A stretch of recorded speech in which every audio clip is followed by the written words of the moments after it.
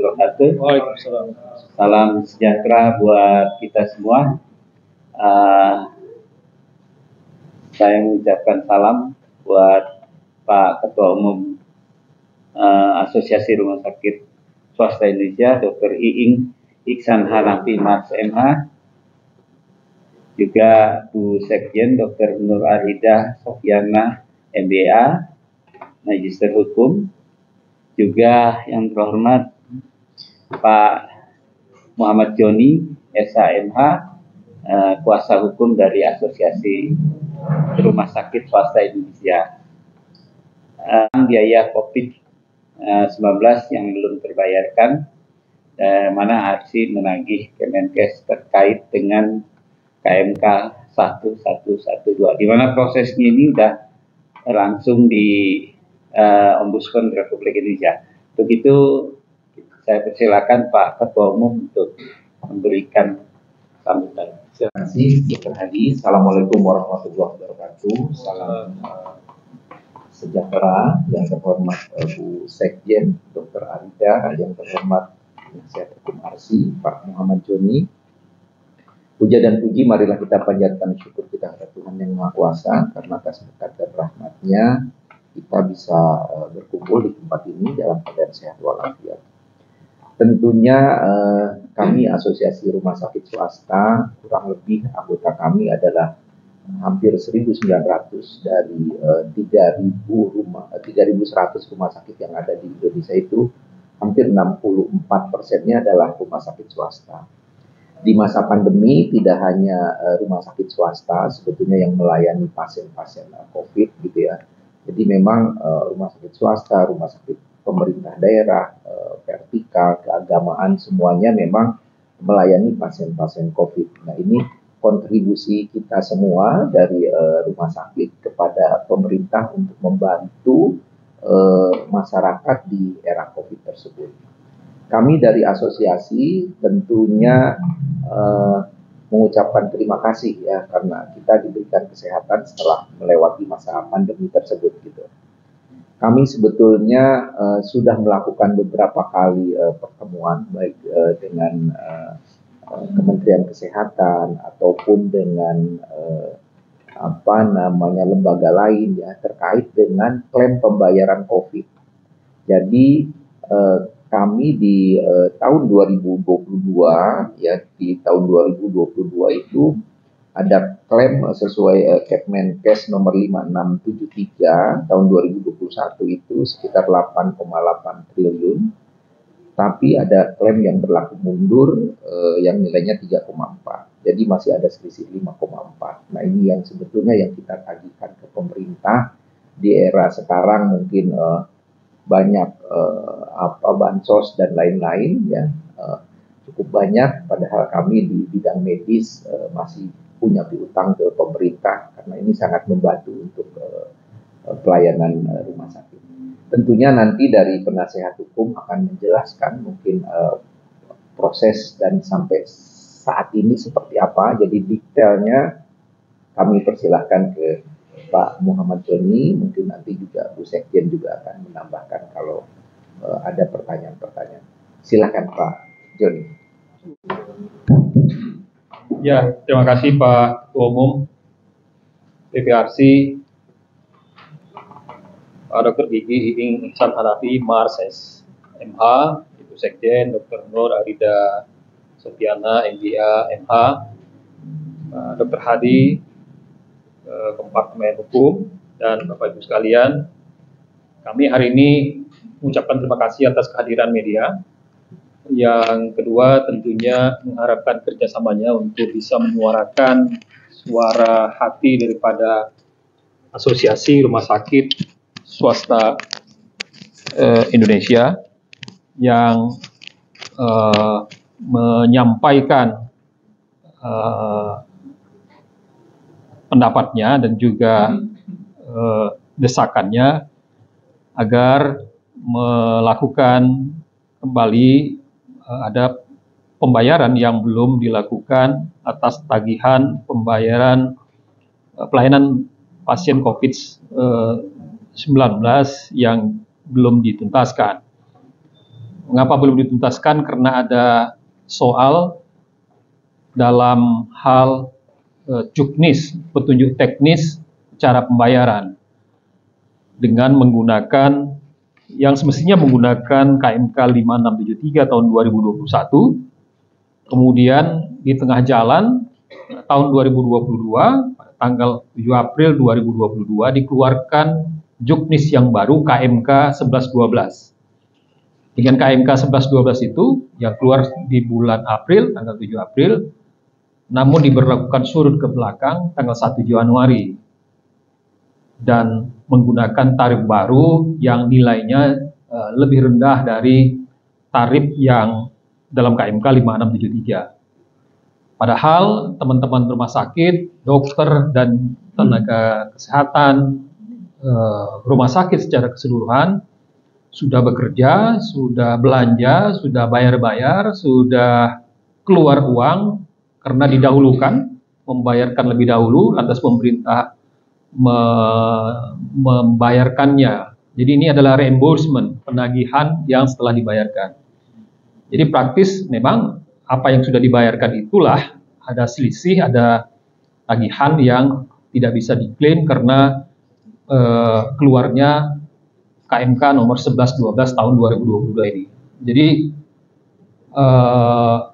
soalnya simple, diberlakukan surut dengan tarif baru, tarif barunya lebih rendah, maka tagihannya menjadi menyusut dan tentu mengakibatkan kerugian material karena biaya-biaya yang sudah dikeluarkan, ongkos-ongkos yang sudah dibayarkan, kemudian biaya-biaya operasional yang sudah dibayarkan itu tidak bisa secara utuh diklaim lagi.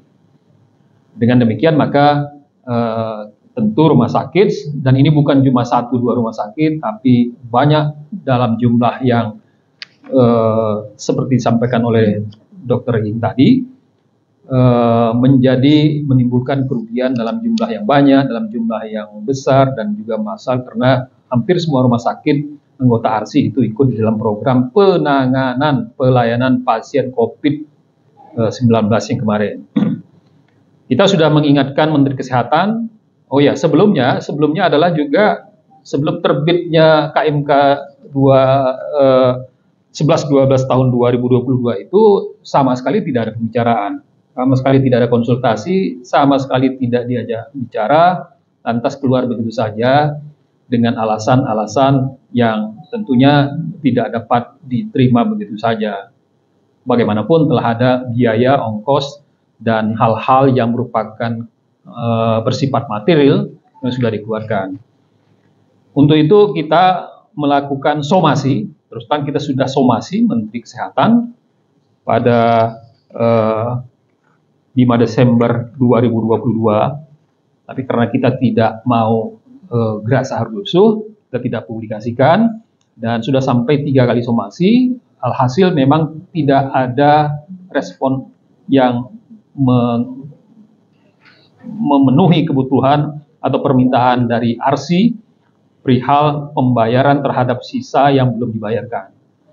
Nah, setelah 3 kali somasi, memang ada langkah yaitu pemeriksaan BPK, dan kemudian mereka bukannya cuma membayar, tapi kemudian malah mengubah peraturan KMK 1112 dengan KMK yang baru. Dan dengan mengubah KMK yang baru itu memang ada poin untuk membolehkan klaim terhadap yang kadaluarsa, tapi yang berlaku surut jumlahnya signifikan itu tidak dibayarkan sama sekali sampai sekarang. Dan ARSI membuat laporan pengaduan kepada Ombudsman, dan setelah menunggu 5 bulan, Ombudsman mengambil keterangan dari Kementerian Kesehatan, dan terakhir Kementerian Kesehatan memberikan penjelasan dan jawabannya kepada kami bahwa Menteri Kesehatan atau Kementerian Kesehatan berpendapat dan menganggap mereka sudah menjawab persoalan dugaan maladministrasi itu dengan membuat perubahan. Jadi sebenarnya yang kami soal bukan perubahannya, tetapi mengapa belum dibayarkan dan apa alasan belum dibayarkan. dengan berlaku surutnya KMK 1112. Dan sampai hari ini itu belum dibayar, dan malah kemudian Ombudsman mengeluarkan semacam jumping conclusion yang berpendapat bahwa keputusan yang berlaku surut itu memang tidak dibolehkan keputusan yang berlaku surut kecuali diperuntukkan bagi mengatur keperlindungan masyarakat, warga masyarakat, dan untuk menghindari kerugian yang lebih besar lagi. Tetapi kita berpendapat bahwa pasal yang dipakai oleh Ombudsman itu tidak tepat, karena pasal itu sebenarnya digunakan untuk melindungi warga masyarakat, bukan untuk melindungi pemerintah dalam hal Menteri Kesehatan. Jadi kami tidak sependapat dengan Ombudsman yang mengambil kesan sebagai pembenaran terhadap berlaku surut dalam KMK 1112. Untuk itu maka kita bertemu hari ini, ARSI ambil langkah cepat, langkah terbuka, langkah yang menginginkan agar segera dilakukan pembayaran, karena memang sudah dilakukan prestasi rumah sakit dalam rangka melaksanakan pelayanan pasien COVID-19 yang mengakibatkan kerugian material, dan juga pada saat itu suasananya sangat mencekam. Jadi ini bukan kerugian yang hanya karena kerugian material, tapi karena suasana mencekam yang memang harus melaksanakan tugas itu dengan segera, dengan penuh resiko. Nah, atas dasar itulah maka ARSI tetap berjuang dan meminta kepada Presiden untuk turun tangan menuntaskan kisruh pembayaran tagihan rumah sakit anggota ARSI yang belum dibayarkan. Nanti jumlahnya disampaikan langsung oleh Pak Ketua Umum dan Ibu Sekjen. Dan kita minta Presiden turun tangan untuk menuntaskan hal ini. Dan yang kedua, mengingatkan kepada Menkes, Anda bertanggung jawab mutlak terhadap kerugian yang bersifat material ini. Jadi tidak bisa hanya lepas tangan dengan menerbitkan KMK, lantas korespondensi, dan memberikan keterangan kepada Ombudsman. Maka kami minta pertanggungjawaban mutlak, karena yang namanya hutang ya tetap hutang, ya harus dibayar. Yang ketiga, meminta agar dilakukan pemeriksaan yang lebih lanjut tentang apa motif dan tindakan sehingga orang yang sudah bekerja di garda terdepan, berjuang dalam suasana yang mencekam dengan ancaman risiko bahkan hidupnya dan nyawanya, mengapa justru belum dibayarkan jerih payah keringatnya. Saya kira ini kesempatan kita untuk bisa mengubah keadaan menjadi lebih baik, sehingga pelayanan kesehatan kita, perlakuan negara, pemerintah kepada rumah sakit dan tenaga medis, tenaga kesehatan, dan tenaga pendukung lainnya yang berada di garda terdepan melakukan penanganan pasien pandemi COVID-19 yang sudah berlalu, tetapi tagihannya belum juga diberikan.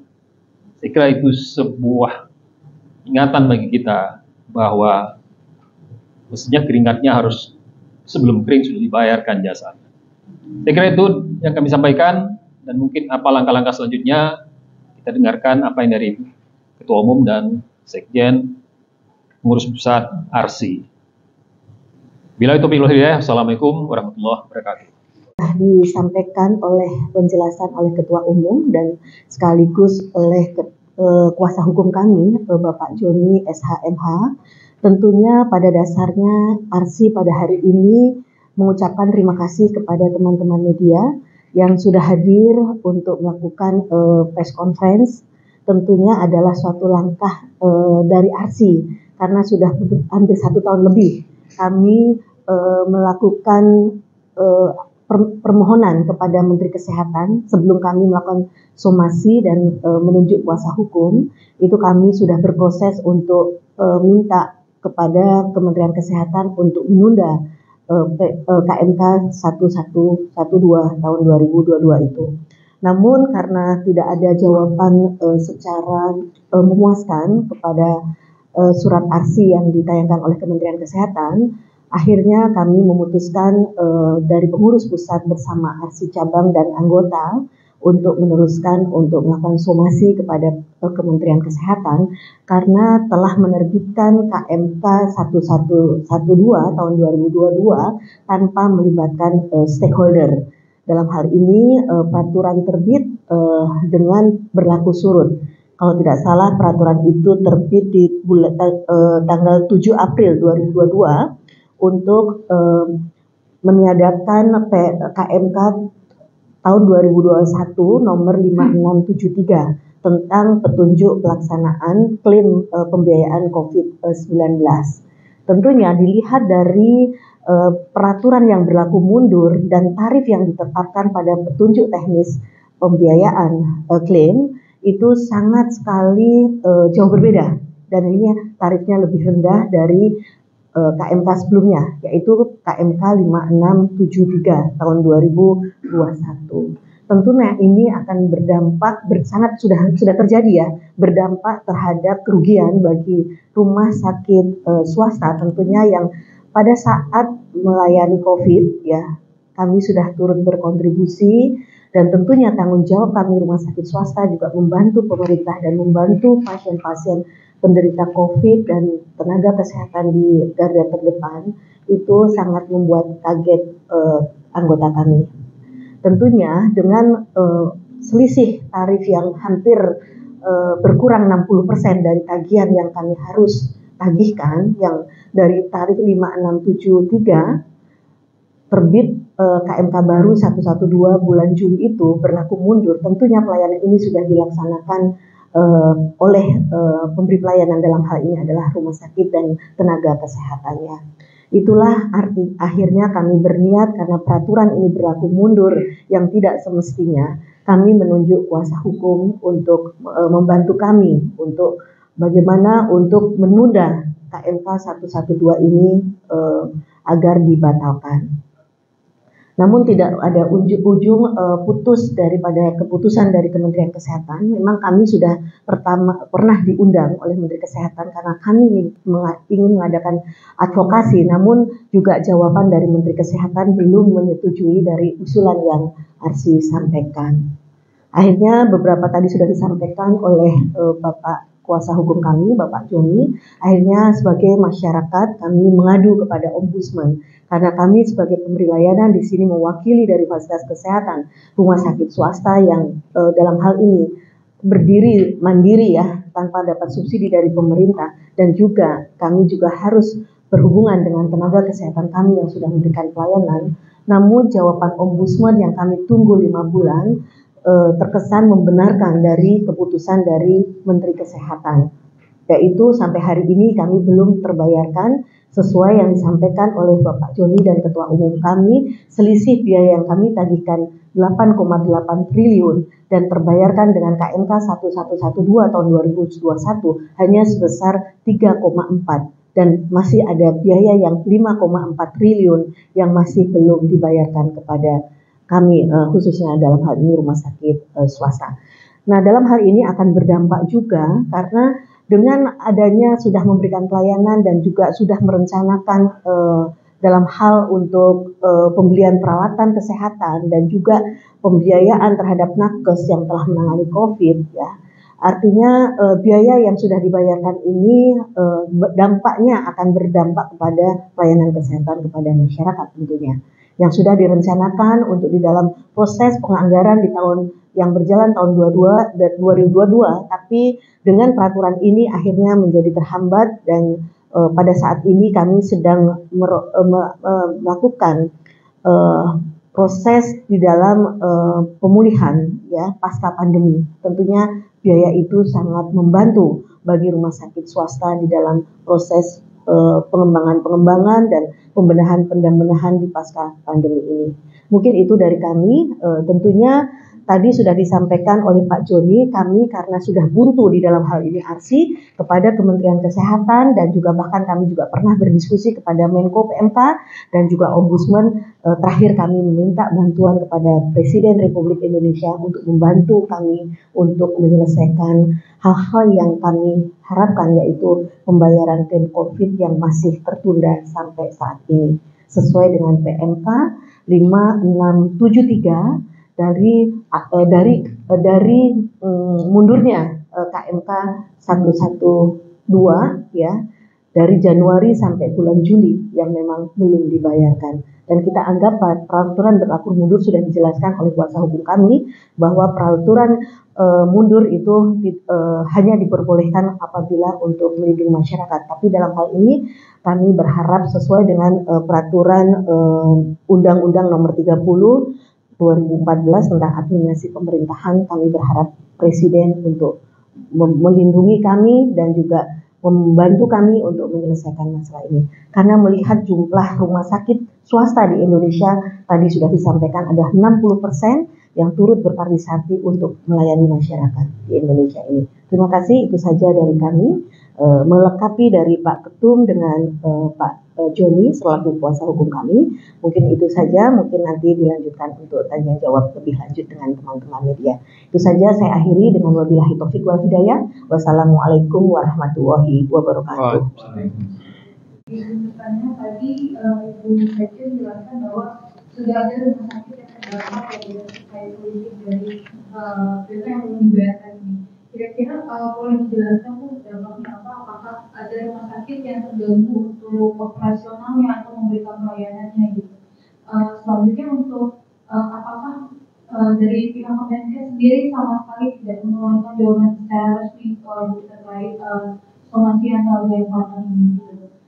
Dan selanjutnya mungkin bisa disampaikan untuk tuntutan ini apakah harapannya dan apa tindakan dari ASKI jika belum mendapatkan kesepakatan gitu. Terima kasih. Iya, turunnya jumlah klaim yang dibayarkan dengan KMK yang baru, dan kami sudah melayani dari bulan Januari, tentunya pasti ada dampaknya Mbak.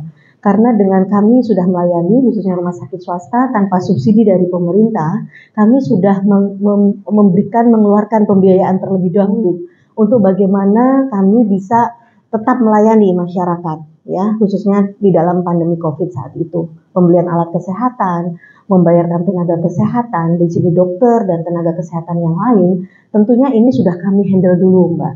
Tentunya di dalam proses pembiayaan itulah menjadi anggaran kami yang akan kami gunakan untuk melakukan pembenahan yang pada saat itu pandemi masih terus berjalan ya, sampai baru Presiden memutuskan COVID berakhir di tahun 2023 ini.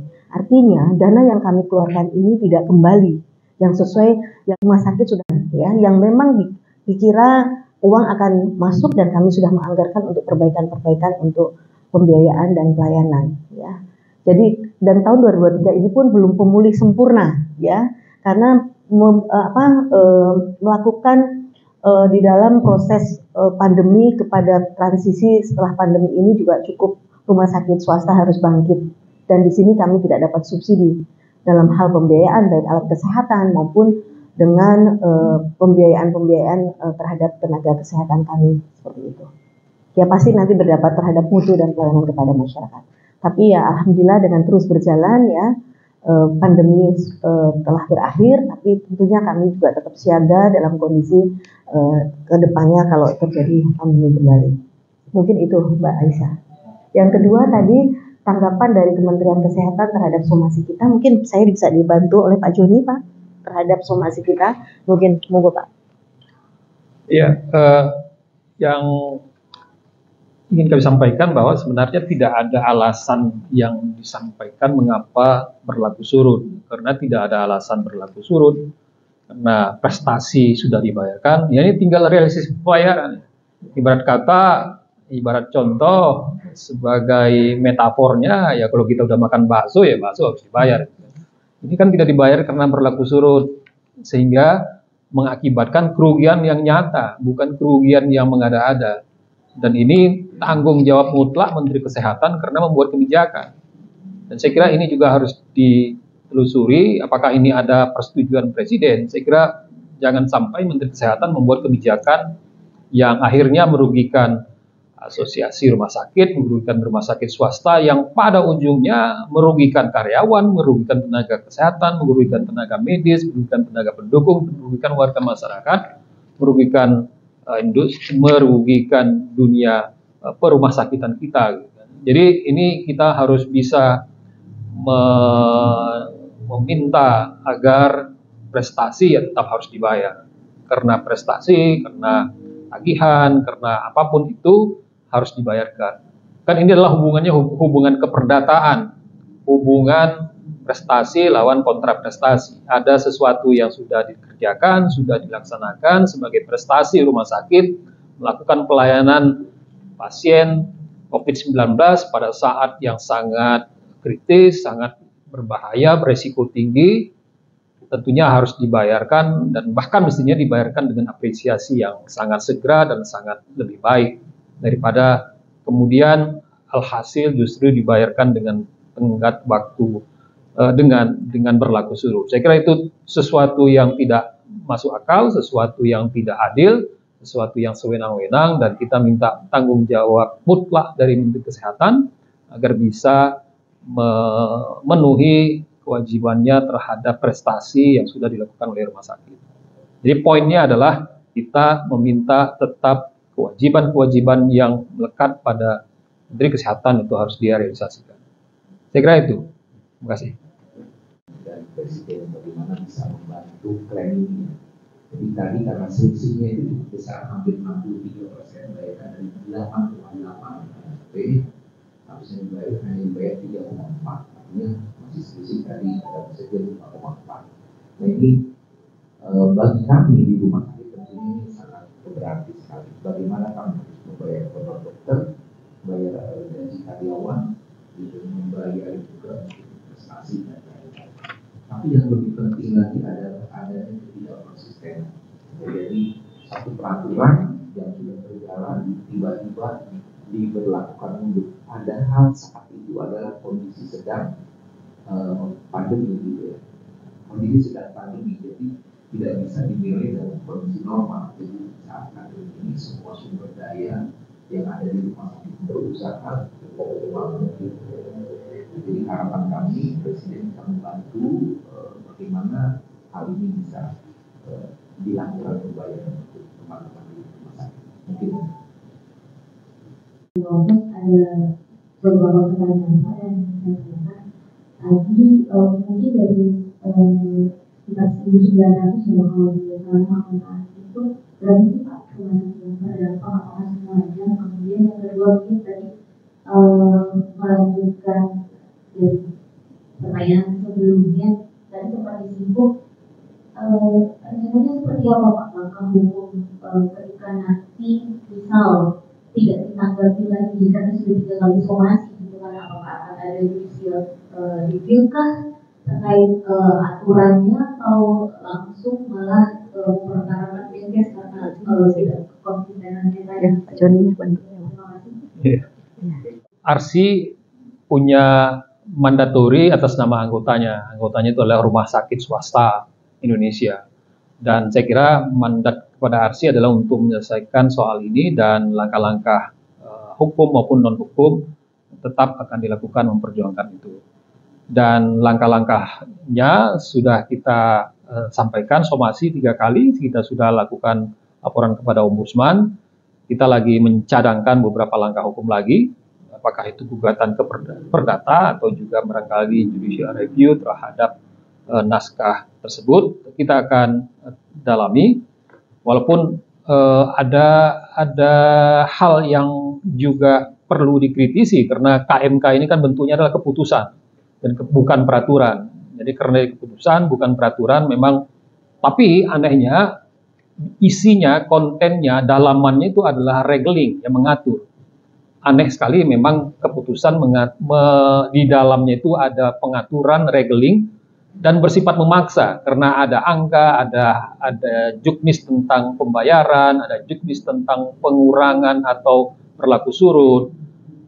Saya kira Menteri Hukum dan HAM harus mengingatkan Menteri Kesehatan agar mendisiplinkan cara pembuatan keputusan agar tidak berisi regeling yang mestinya itu merugikan kepentingan masyarakat luas dan juga tidak mendisiplinkan konten dari sebuah keputusan yang mestinya adalah hanya bersifat teknis operasional saja, bukan teknis bagaimana mengurangkan hak tidak ada dasarnya keputusan menteri menghilangkan hak keperdataan dari pihak yang membantunya dalam kerjasama dengan rumah sakit.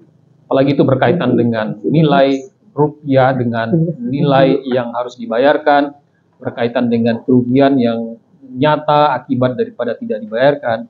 Saya kira memang harus didisiplinkan, dan kami akan mencoba cara hukum yang cermat untuk bisa menyoal ini, tidak saja dari judulnya tetapi dari isinya yang jelas-jelas bertentangan dengan aturan undang-undang yang ada di atasnya. Karena menurut undang-undang dan menurut peraturan pemerintah, sebuah tagihan yang harus dibayarkan oleh pemerintah dari APBN tidak kadaluarsa dan tidak hilang dalam jangka waktu tertentu. Itu ada aturannya dan kita juga sudah sampaikan. Jadi hal ini sebenarnya adalah menghilangkan, menihilkan dan mengambil alih sesuatu yang merupakan klaim tagihan kepada negara. Dan itu telah terlanggar dengan KMK 112, kemudian diubah dengan KMK yang berikutnya.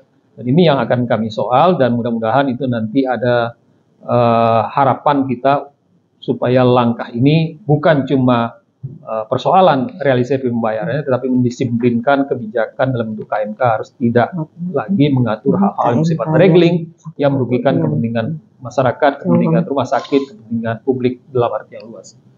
Terima kasih. Nanti kalau ada gugatan hukum, kami akan memberitahukan kepada teman-teman media untuk selanjutnya. Terima kasih. Jawab Pos ya, rumah sakit yang terdampak tentunya rumah sakit swasta yang bekerja sama di dalam pelayanan COVID pasti semua ada dampaknya, Mbak. Ya tentunya karena mereka mandiri ya di dalam menyiapkan alat-alat dalam menghadapi pandemi ya.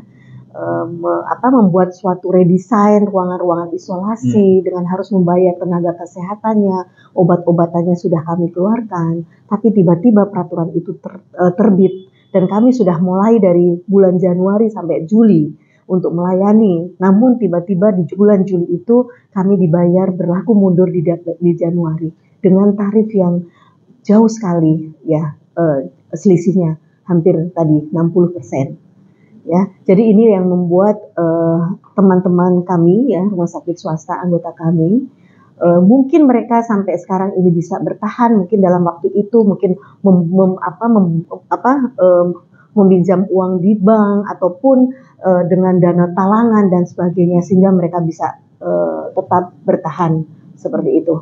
Ya, jadi semua berdampak, Mbak. Jadi dengan kurangnya 60% tarif yang dibayarkan, sedangkan tenaga kesehatan kami sudah melayani, rumah sakit sudah investasi untuk redesign, untuk membuat ruangan-ruangan isolasi ini cukup biayanya cukup tidak sedikit gitu. Baik, itu mungkin Mbak. Makasih Mbak. Ada lagi teman-teman media? Rumah sakit ini sebelum menangani itu kan mereka mempersiapkan diri, bukan cuma tenaga. Mempersiapkan diri itu bukan cuma tenaga medis, tenaga kesehatan dan tenaga penunjang lainnya, juga mempersiapkan tempatnya yang harus diubah, layoutnya, desainnya yang diperuntukkan khusus pada situasi pandemi gitu ya, ya. Dan itu kan investasi. Jadi investasinya bukan cuma pada operasional atau investasi terhadap biayanya melaksanakan tugas-tugas itu, tetapi juga terhadap yang bersifat jangka panjang yang memang itu diperuntukkan khususon kepada penanganan COVID-19.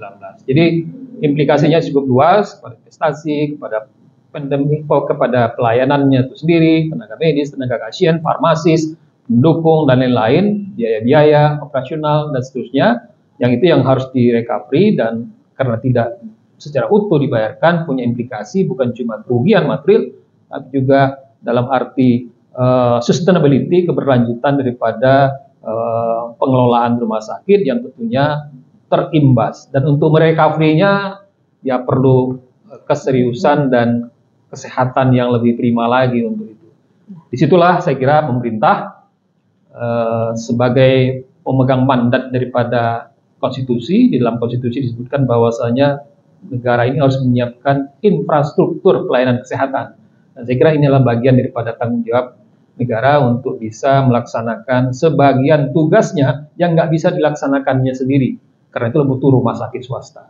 Itulah arti pentingnya, maka kita mengingatkan dan meminta Menkes agar bertanggung jawab mutlak dan mohon kepada Presiden untuk bisa ikut menuntaskan soal ini dalam jangka waktu yang tidak lama, karena kita akan menghadapi keadaan baru dan mudah-mudahan semua urusan yang lama selesai dalam jangka waktu yang tidak lama.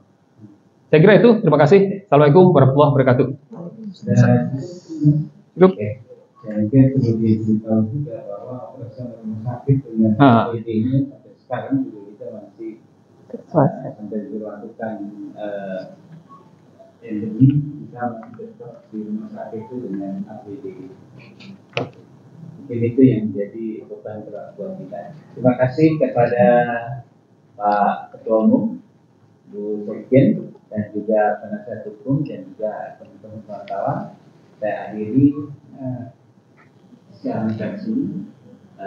Semoga berkah buat kita semua. Amin. Assalamualaikum warahmatullahi Waalaikumsalam.